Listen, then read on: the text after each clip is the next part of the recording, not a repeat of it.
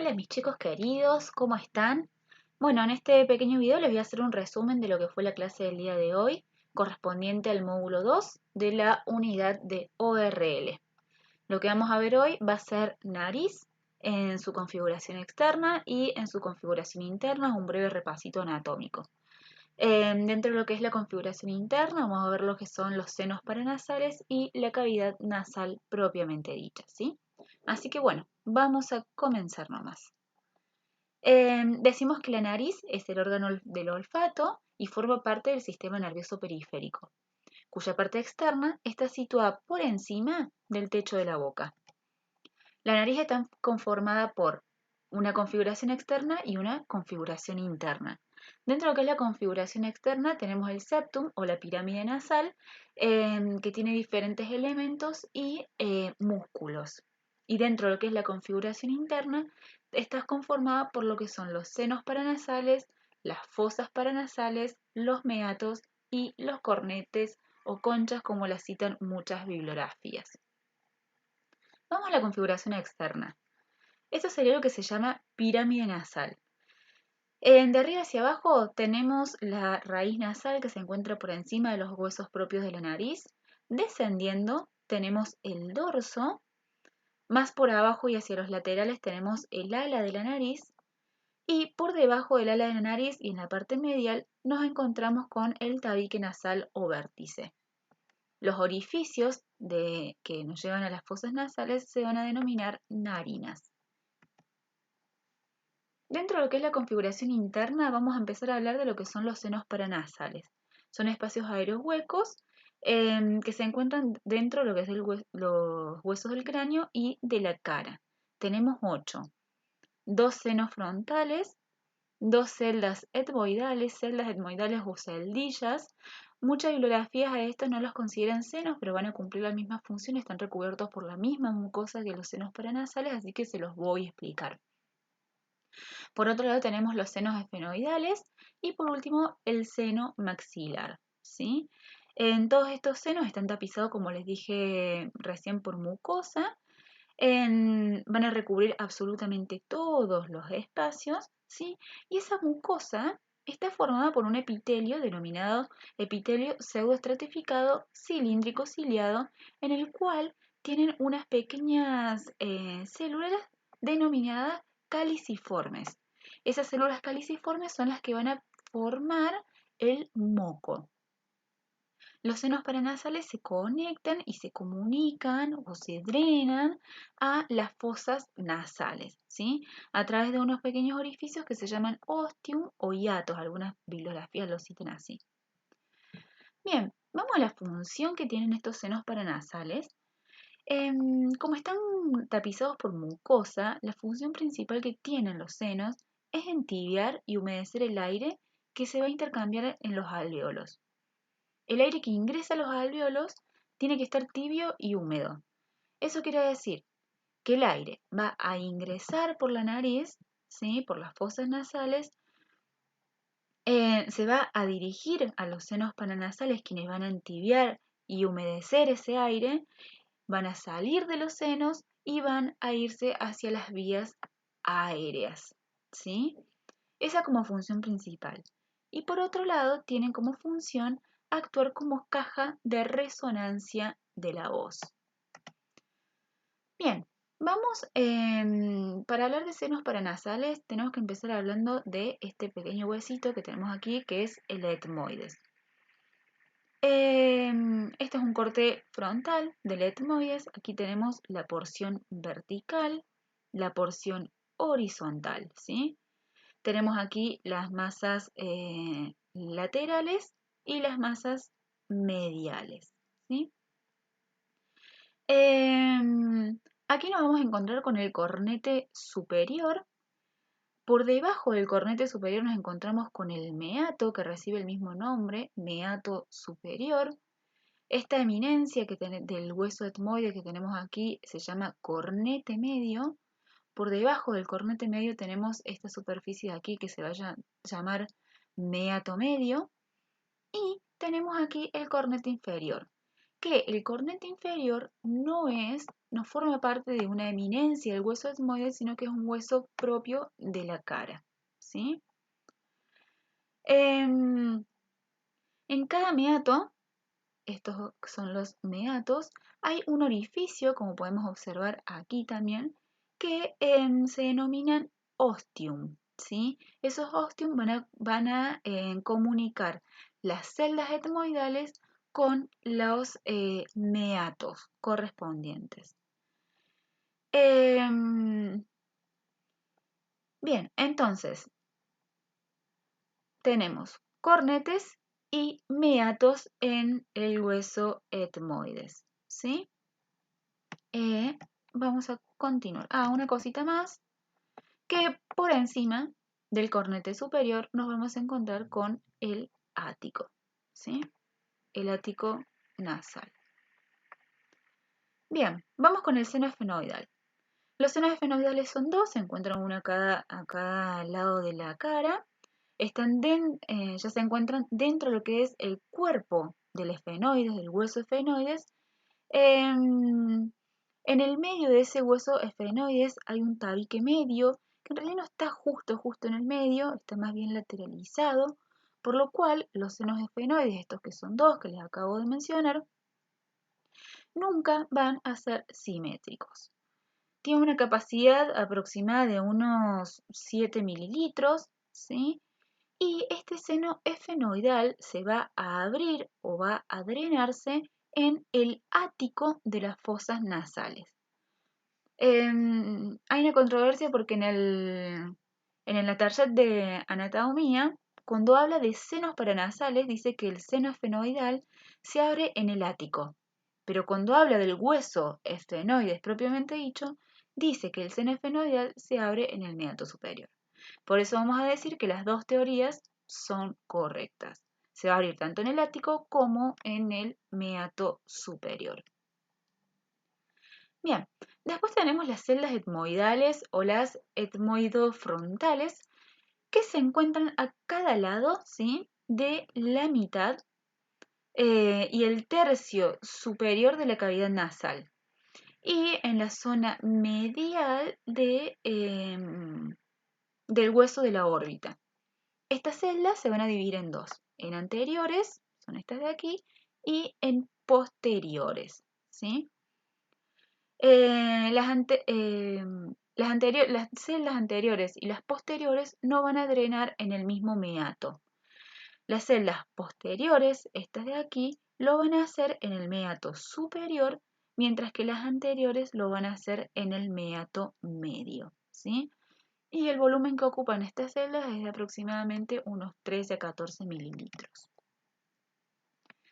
Bien, después tenemos aquí el seno frontal, que se encuentra dentro de la porción vertical del hueso frontal y tiene forma como si fuese una mariposa.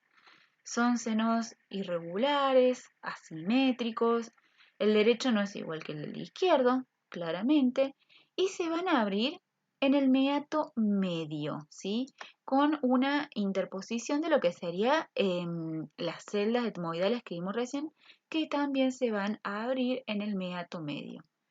Este seno frontal tiene una capacidad de unos 7 a unos 6 mililitros.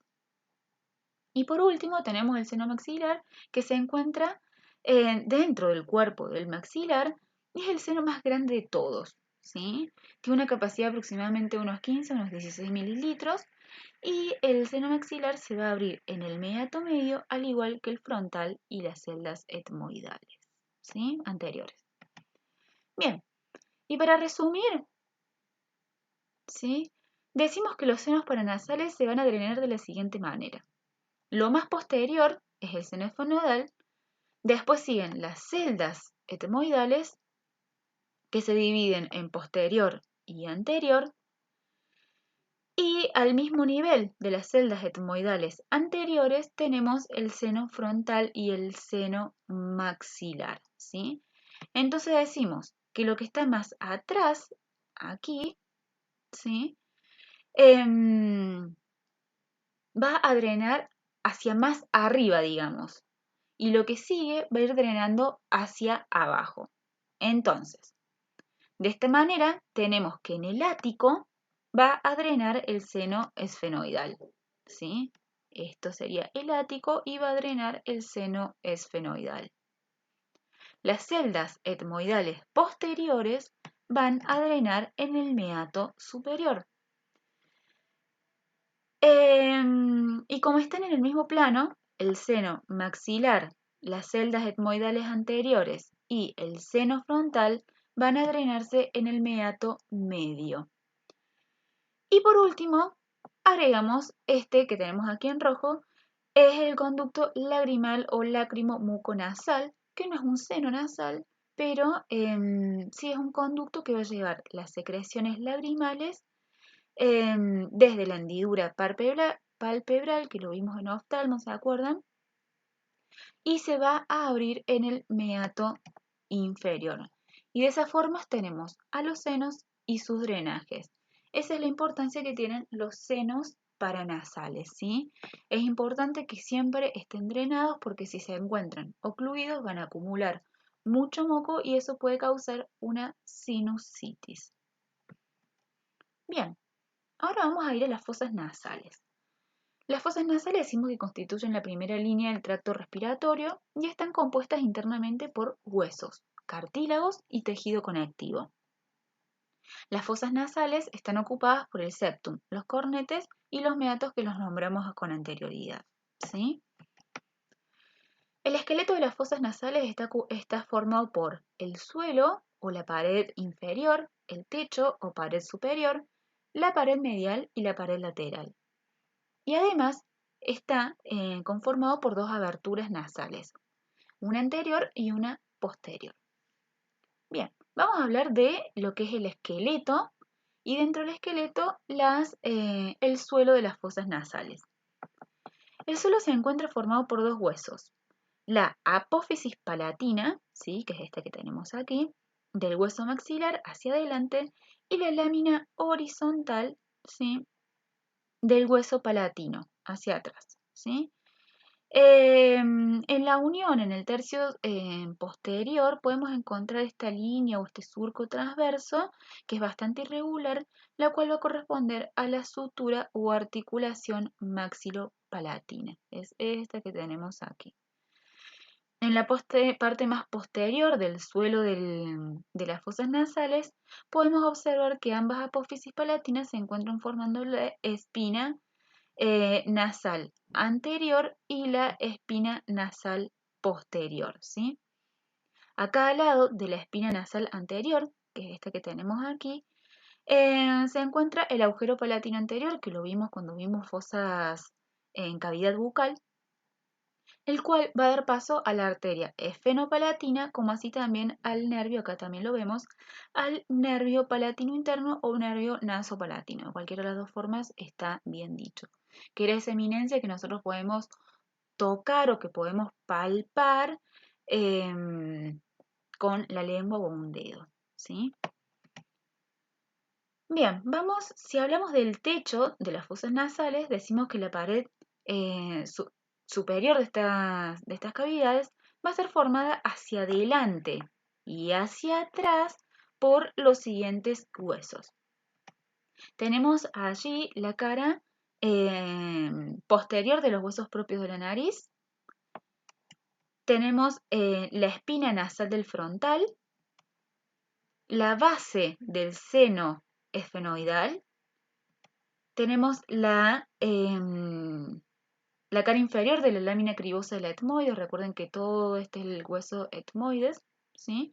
La cara anterior del esfenoides, que tenemos este de aquí. Y por último, la cara posterior del cuerpo del esfenoides. Entonces, si lo resumimos, decimos que está compuesto por la cara posterior de los huesos propios de la nariz, la espina nasal del frontal, la base del seno esfenoidal, en la cara inferior de la lámina cribosa del etmoides, la cara anterior del esfenoides y la cara posterior del cuerpo del esfenoides, ¿sí? Este es el esfenoides, etmoides,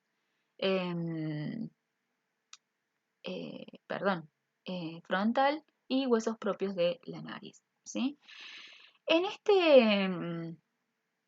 en este hueso etmoidal, ¿sí? Vamos a tener unas prominencias. Esas prominencias se van a llamar cornetes, que son el cornete superior, cornete medio y este que tenemos aquí es el cornete inferior, ¿sí? Algo que cabe destacar dentro de lo que es el techo de las fosas nasales es que en la parte más posterior, ¿sí?, de la fosa nos vamos a encontrar con un pequeño nervio, que es este de aquí, conocido como el nervio faríngeo de Vogt, que ya lo vamos a nombrar más adelante, ¿sí? Vamos a ver ahora la pared medial de las fosas nasales. La pared medial se encuentra formada por dos huesos. Hacia arriba, por la lámina perpendicular del etmoides, y hacia abajo por el vómer, el hueso vómer. La articulación de ambos huesos van a dejar un espacio angular, que es este aquí, un ángulo agudo, donde se va a insertar el cartílago del tabique, ¿sí? Ahora vamos a las paredes laterales de las fosas nasales. Estas tienen como la mayor cantidad de accidentes anatómicos. Las paredes laterales de las fosas nasales van de adentro hacia afuera, ¿sí? Y de arriba hacia abajo. Está formada por este que tenemos aquí es el hueso maxilar. Este que tenemos aquí es el unguis. Las fosas laterales etmoidales, que son estas de aquí. El cornete inferior, acuérdense que el cornete inferior no forma parte del etmoides, sino que es un hueso propio de la cara, pregunta de examen siempre. A la lágrima cribosa del palatino, que es esta de aquí, y por último al esfenoides, ¿sí?, que es este de aquí, ¿sí? Esas serían las paredes laterales de las fosas nasales.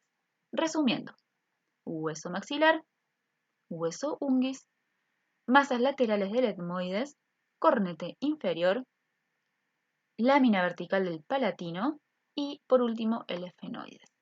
Como les mencioné recién, tenemos aquí a los cornetes en esta cara lateral.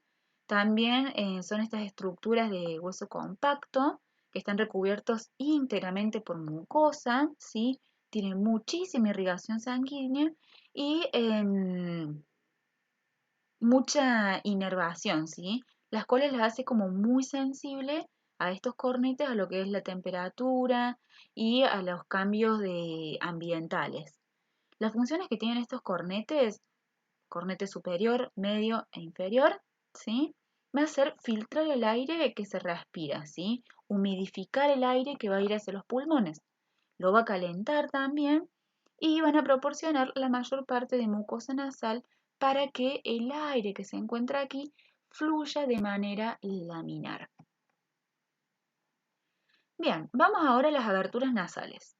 Dijimos que tenemos una anterior y una posterior, ¿sí?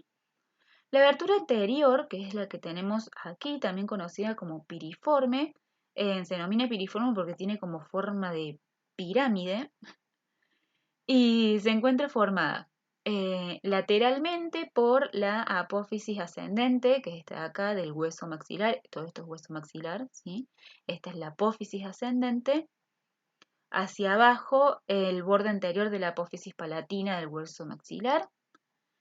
Y superiormente, es decir, hacia arriba, va a estar formada por la abertura o por el borde inferior de los huesos propios de la nariz, que son estos de aquí. Bien, luego tenemos la abertura posterior, que es esta de aquí, ¿sí? También conocidas como las coanas, que son estas de aquí. Estas coanas van a establecer una comunicación entre la parte posterior de la fosa nasal y la primer porción de la faringe o nasofaringe, ¿sí? Estas coanas están formadas hacia abajo por el borde posterior de la lámina horizontal del hueso palatino. Lateralmente encontramos al ala interna de la apófisis pterigoides ¿cómo se llama?, del esfenoides, y en la lámina vertical del hueso palatino, que es esta que tenemos aquí, ¿sí? Y hacia arriba nos encontramos con la cara inferior del esfenoides, ¿sí? Y en el centro, aquí, encontramos al hueso vomer, que va a separar a los dos orificios de las fosas nasales. Bien, vamos a la irrigación de esta bella nariz. Lo que es la irrigación arterial está dada por la arteria esfenopalatina, la arteria etmoidal en sus dos ramas, anterior y posterior, esta es la posterior y esta es la anterior, la arteria palatina mayor o la nasopalatina y la arteria superior. Esto que tenemos aquí, esta zona coloreada, se denomina plexo de Kieselbach. El plexo de Kieselbach es la unión, la anastomosis de lo que es la arteria etmoidal anterior, la maxilopalatino y la labial superior. Se va a formar en sus vasos más delgados, más pequeños, se van a anastomosar y van a formar el plexo de Kieselbach, el cual es el que sangra con mayor facilidad cuando tenemos algún tipo de golpe en la nariz. Y dentro de lo que es el retorno venoso o el drenaje venoso, va a estar dada por tres venas importantes. La vena facial anterior, ¿sí? Que es esta de aquí arriba, ¿sí? La vena esfenopalatina, ¿sí? Y las venas del etmoides, anterior y posterior, ¿sí? Todas estas ramas van a desembocar en la vena facial. Vamos a lo que es la inervación de la nariz, que es muy importante. La inervación de la nariz va a estar dividida en dos, en lo que es la sensitiva general y la sensitiva especial o sensorial. Dentro de lo que es la sensitiva general, va a estar dada por el nervio trigémino, ¿sí? Principalmente mediante sus ramas. El nervio etmoidal anterior, ¿sí? El anterior, perdón, que es este de aquí, y el posterior, el nervio nasal superior, ¿sí? El nervio nasal posterior, que es este de aquí, el nervio faríngeo de Bock, que lo vimos recién, y por último, va a inervar a la... ¿cómo es que se llama? El nervio nasopalatino, que es este que tenemos aquí. Este nervio faríngeo de Bock que vimos recién va a inervar todo lo que son los senos esfenoidales y la trompa de Eustaquio, ¿sí? Entonces, resumiendo, tenemos el nervio etmoidal anterior y posterior, nervio nasal superior, nervio nasal posterior, nervio faríngeo de Bock y nervio nasopalatino o esfenopalatino interno, que es el que va a atravesar la apófisis palatina del hueso maxilar. Y después tenemos la inervación sensitiva, ¿sí? La inervación sensitiva o especial o sensorial va a estar dada por el primer par craneal, que es el olfatorio, ¿sí? Este nervio olfatorio es el responsable de la percepción de todos los olores, tanto los lindos como los feos, ¿sí? Tiene origen en lo que es el bulbo olfatorio, ¿sí? El cual, como sabemos, descansa sobre la lámina cribosa, que es esta la lámina cribosa, del hueso etmoides.